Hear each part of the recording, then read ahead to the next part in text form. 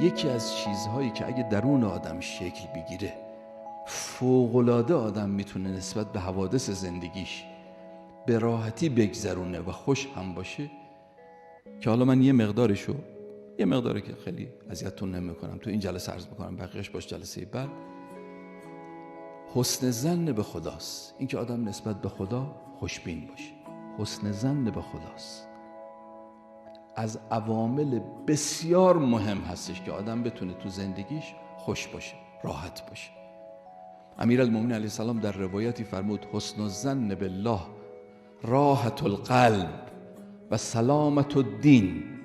اگه کسی حسن ظن به خدا داشته باشه، اولا راحت القلب، آرامش قلب داره، همون چیزی که محل بحثمونه، آرامش قلب داره، و سلامت الدین، دینش سالم میمونه. دینش چجوری سالم میمونه؟ خیلی روشنه دیگه. آدمی که بدبین به خدا هست، نعوذ بالله بعضی از کارهای خدا رو ظلم میدونه، بعضی از تقدیرها رو ظلم میدونه، این یواش یواش با این بدبینیش باعث میشه که به شدت تاریک بشه و اعتقاداتش یواش یواش از دست بره. به خدا وقتی آدم بدبین بشه یواش یواش اعتقاداتش سست میشه دیگه، دینش رو از دست میده. حسن ظن دین رو نگه میداره، سوء ظن دین رو از بین میبره. آدمی که سوء ظن داره درب تمام خیرات رو به رو خودش میبنده. آدمی که به خدا بدبینه، چون خدا منشأ همه خوبی ها و خیراته، او باید خیر بده.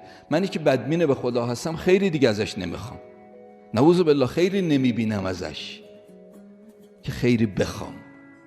اون وقت درب تمام خیرات به روی آدم بسته میشه. واسه همینم تو روایات هست بدترین گناه کبیره اکبر الکبائر، پیغمبر فرمود سوء الظن بالله، سوء ظن به خدا هستش.